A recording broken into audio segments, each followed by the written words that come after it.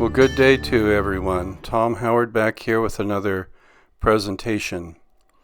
This scene is from Capitol Reef National Park, and these are just a couple of large sandstone mounds that stood up from the canyon floor, and I thought I'd better paint something.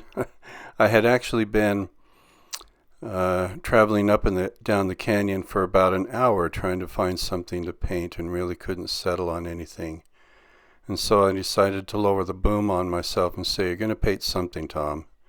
So I pulled over and got going with this little plein air study here. Set up on the side of the road, not a usual or traditional plein air setup for me. I've got it sitting on a field table that I like to use, and just building it out from there. My usual start, light to dark, top to bottom, back to front, general to specific.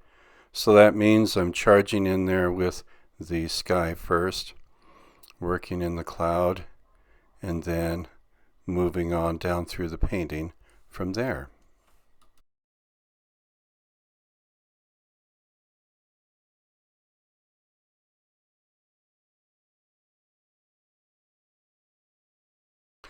So this includes some subtractive work, pulling out the white cloud out of the middle of that blue sky, and then working from there. There was some downtime between segments. For example, I certainly made sure that that sky was totally dry before I started painting the sandstone color of those tall standing sentinels. Also, I am working with just three colors, just a primary yellow, primary red, and primary blue palette, and then building all of my colors that I need from there. I really enjoy doing that once in a while. It helps remind me of the important principles of color theory that I think every artist should have a good understanding of.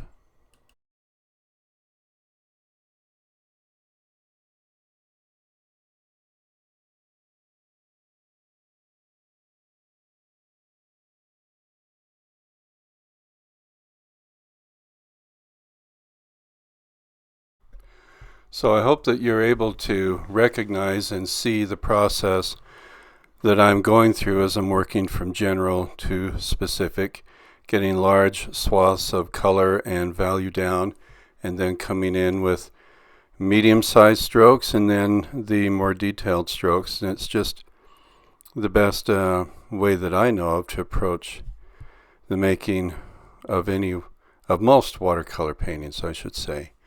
Like I said before, I've kind of broken my own rules on that point.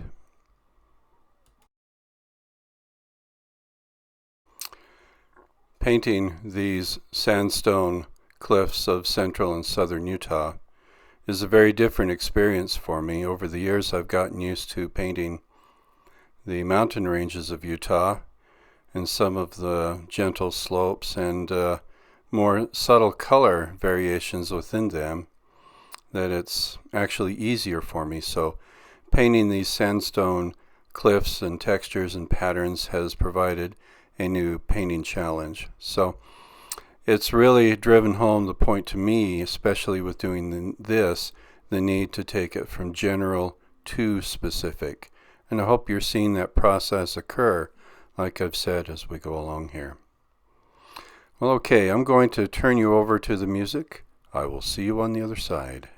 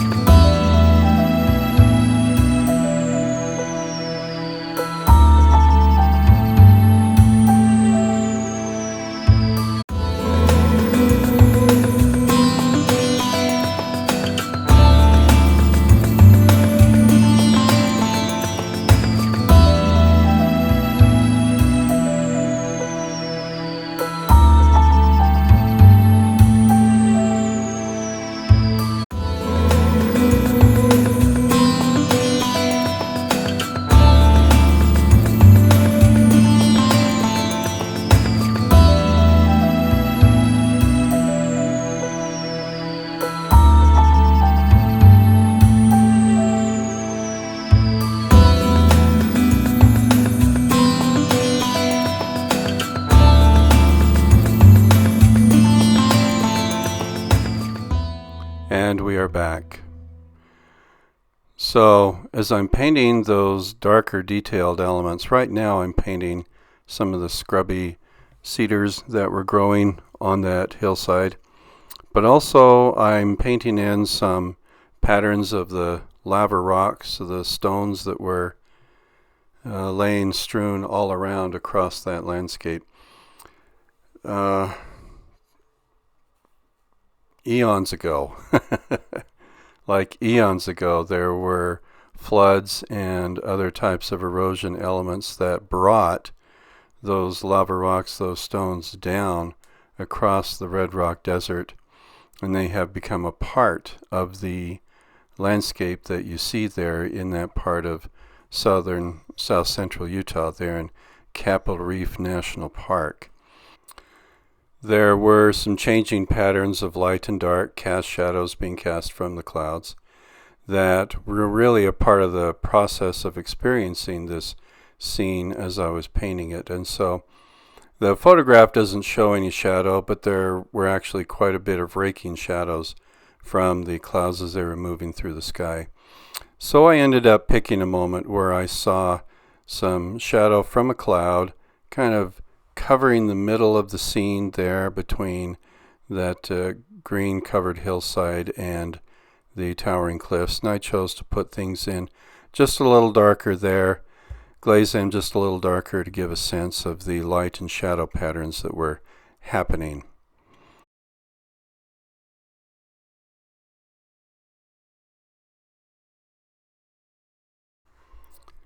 As we are coming down to the end, I'm just putting in some last little bits of emphasis where I want emphasis to be. And as I'm building down from light to dark, what I mean by emphasis at this point is I'm darkening some things to help give a little punch to the scene. But one has to be careful here. One can kind of overdo it if they're not careful. But yeah, we're bringing it down to the finish here, and time to wrap it up.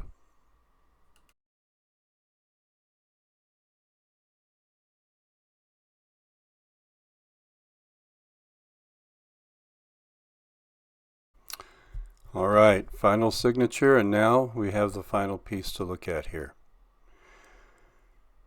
I feel fairly decent about this painting. In fact, I think it's one that's going to become a finished studio piece, and I hope to be able to make a recording of that painting as it happens as well. I appreciate your watching. I appreciate your listening. Hope you learned some things. Give this a try yourself. Take care, everybody.